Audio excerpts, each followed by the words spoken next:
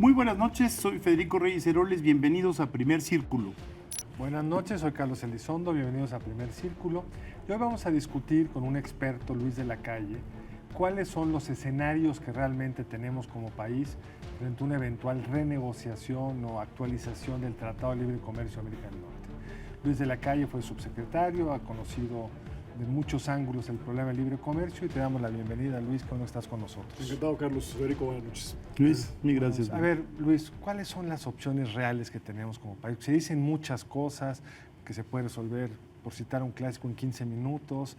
Sí, ¿cuáles son realmente las alternativas que habrá en una negociación que va a ser bilateral?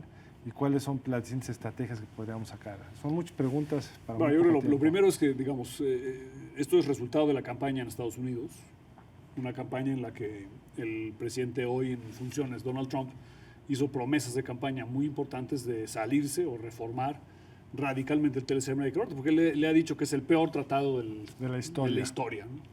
Entonces eso ha subido, digamos, el compromiso político que él tiene en Estados Unidos, necesita ahora mostrar resultados. Yo creo que hay 5 posibilidades, si pudiéramos clasificarlas de alguna manera. La primera que a lo mejor les sorprenda a ustedes es que no pase nada. Sí. A pesar de esto. A pesar de todo, ¿no? Y efectivamente tiene baja probabilidad, pero es una probabilidad que irá subiendo en el tiempo, en la medida en que las otras son complejas, o sea, política, económica y jurídica. Es la de default, digamos. Si las otras no jalan, nos quedamos donde estamos. Nos quedamos, y donde estamos no está mal, digamos. ¿No? Ahora, obviamente es mejorable el TLC, todo es mejorable en la vida, pero los mercados han sobreestimado la capacidad del presidente de Estados Unidos de afectar negativamente a México. Ahora, en las últimas semanas ya se ha visto, digamos, una moderación en ese sentido. La segunda opción es hacerle un cambio marginal, que no requiera aprobación por el Congreso de Estados Unidos. Se ha hablado, lo han pedido gente cercana a Trump, endurecer las reglas de origen. Eso quiere decir, en el fondo, que haya más contenido de América del Norte en el comercio que se hace entre los 3 países. Eso se puede hacer. En Estados Unidos no requiere aprobación del Congreso. ¿Y con nosotros? En México se requiere aprobación del Senado y en Canadá el Parlamento. Ahora, lo hemos hecho 5 veces en cosas técnicas que han requerido modificaciones al TLC y que la gente no se entera nadie más que el que está metido en ese sector. Como lo de las televisiones el otro día. Los televisores, por ejemplo, tenían cinescopio. La regla de origen era el televisor será de América del Norte si el cinescopio es de América del Norte. Ya no tiene cinescopio, cambiamos la regla. Y pasó. La tercera opción, que es en la dinámica en la que estamos hoy en día metidos, tiene 2 complicaciones muy serias. Una es el procedimiento, o sea, los tiempos. La tercera es renegociar. La tercera es renegociarlo, o sea, cambiar la estructura, cambiar el equilibrio de negociación, poner más cosas o menos.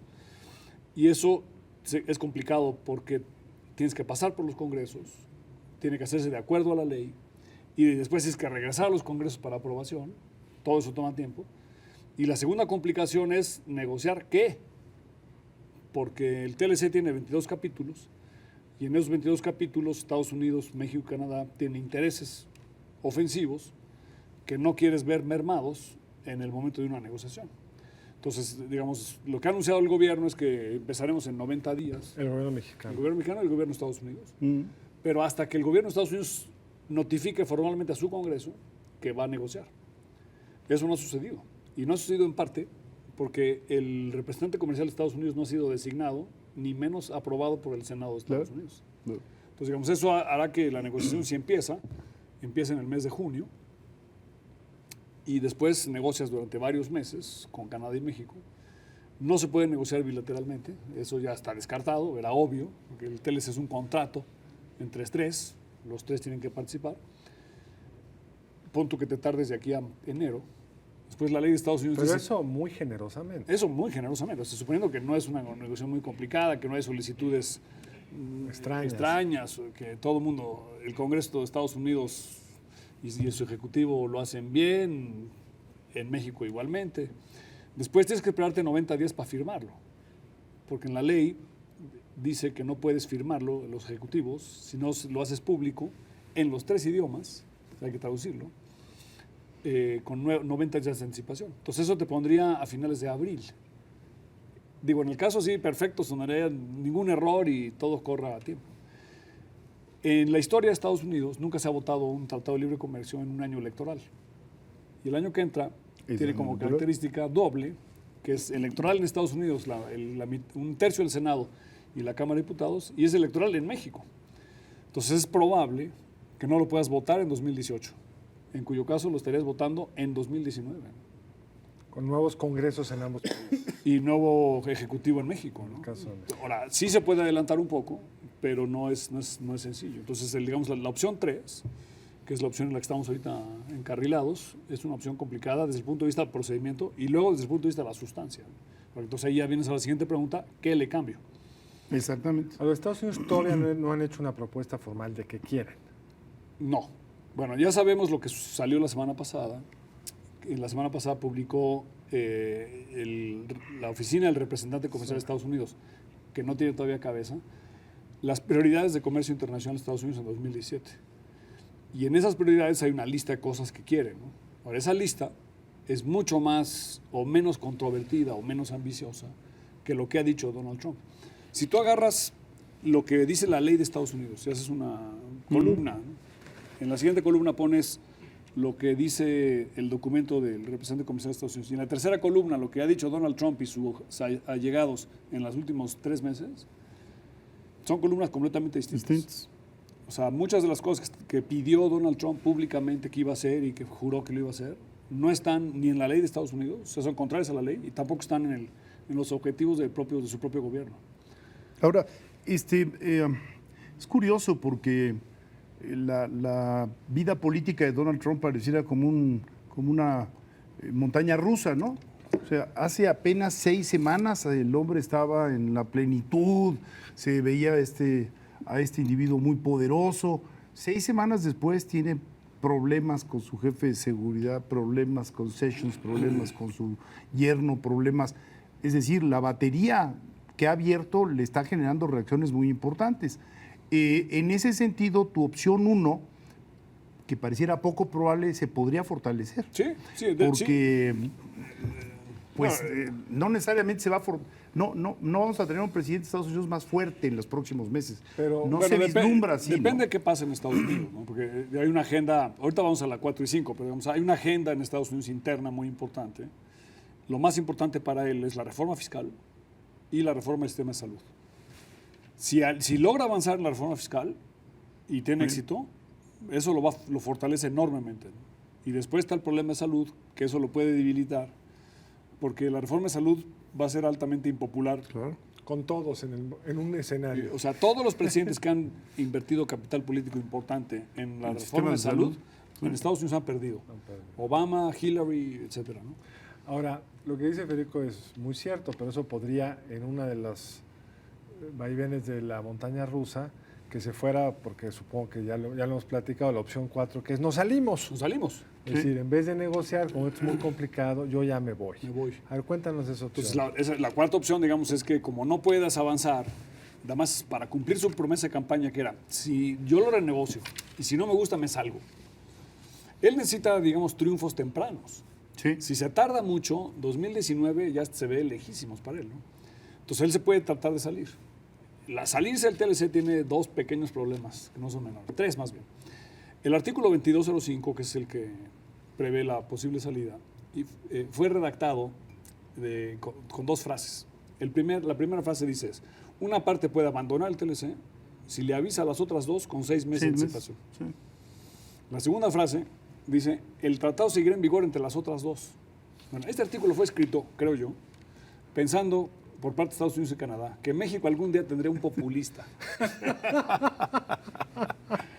Y que si se salía a México porque no aguantaba el calor de la cocina, como dicen los gringos, porque nuestras empresas iban a colapsarse con la competitividad de Estados Unidos, y México algún día se iba a arrepentir de haberse abierto, iba a quedar en vigor entre los güeros, ¿no? Entre los 2. Y ahora resulta, cosa que nunca se pensó, que el que se puede salir es Estados Unidos, ¿no? Ahora, eso tiene 2 costos para Estados Unidos muy grandes, ¿no? Uno es de reputación.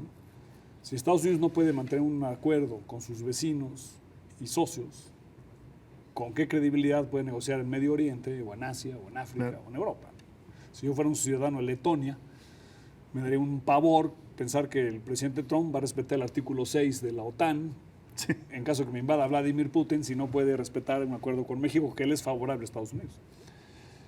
El segundo problema que tiene Estados Unidos es que si se salen del acuerdo, tienen que pagar aranceles para entrar a México. Claro. Y no solamente México para entrar a Estados Unidos. Y los aranceles de México, de nación más favorecida, que les cargaríamos a ellos en caso de que se salgan, son mucho más altos de los que ellos nos cargarían a nosotros. Entonces se puede predecir que la opción 4, que ha prometido en la campaña, probablemente tampoco se dé.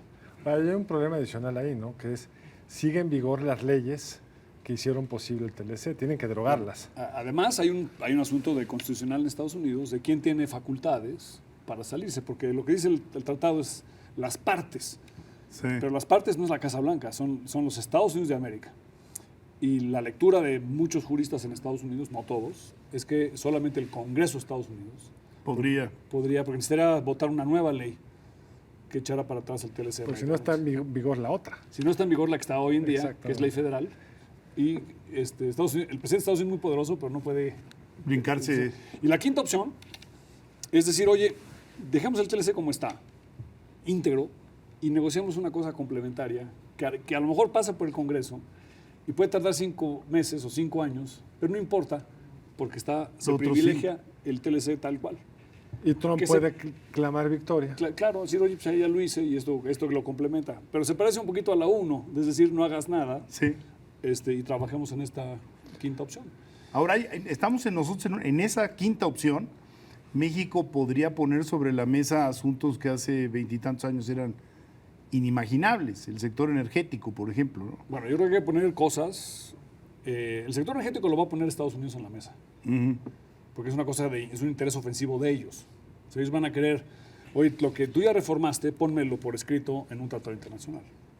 Y lo mismo en telecomunicaciones. En telecomunicaciones, México debe claro. poner cosas que nos interesen a nosotros y que le cueste trabajo a ellos para tener una negociación balanceada, ¿no? Entonces el gobierno debería invitar a la sociedad a decir, oye, hazme una lista de todo lo que debe pedirle México a Estados Unidos en caso que haya una negociación, sea bajo la versión 3 o sea bajo la versión 5. 5. Nos quedan 2 minutos, Luis. ¿Cuál es la más probable de estas 5 opciones? Si tuvieras que apostar tu lana a un desenlace de esta tragicomedia. Yo creo que los nones son los más probables, el 1, 3, 5. Y 5. O sea, que no pase nada. Y probablemente en el orden 1, 5, 3. Recuérdanos cuáles son para que 1, que no pase nada. 5, que pase una cosa complementaria que no afecte el TLC. Y 3, que si se hace bien podría ser muy positivo, Claro. que tengamos una relación constructiva. Si la negociación es destructiva, se va a colapsar. Y si es constructiva, hay una posibilidad. Ahora, lo que tiene que hacer México, independientemente de lo de Trump y la negociación con Estados Unidos y Canadá, es hacer bien la tarea interna. O sea, más que nunca, ¿Cuál es esa? toda la reforma, el Estado de Derecho, Seguridad, la estabilidad, impunidad. seguridad. O sea, más que nunca hoy en México es un llamado, otro llamado de atención, de que tenemos que tomarnos como un país, tenemos que tomarnos en serio y hacer las cosas bien. El futuro de México depende 90% de lo que hagamos internamente y 10% de lo que hagamos con Estados Unidos. Y dentro de estos temas, tenemos un minuto, en donde un gobierno que va terminando podría hacer realmente la diferencia. Pero el gobierno de Peña está ya en sus últimos 18 meses. Bueno, el reclamo en México de la sociedad es en materia de corrupción. Si avanzamos en materia Y de... tiene una ley que podría implementar con vigor. que hay que implementar con vigor y hay que perseguir a ciertas personas y mostrar que México en materia de corrupción estamos cambiando. Además, por supuesto, de todo lo demás, de mantener la economía abierta. O sea, ahorita la tentación que debemos evitar es convertirnos en Donald Trump. Sí, De decir, sí. oye, vamos a hacerle como Trump y vamos a tratar de proteger la industria nacional para que los mexicanos compren cosas hechas con manos mexicanas. Eso es exactamente el argumento de Donald Trump, que hay que rechazar tajantemente. Pues Luis, muchísimas gracias. Creo que quedó muy claro el panorama. Habrá que invitarte en unos meses a ver cuál de las 5 se anda perfilando como más probable. Gracias por acompañarnos. Encantado, mucho gusto. Luis, mil gracias. Nos vemos la próxima aquí en Primer Círculo. Buenas noches. Buenas noches.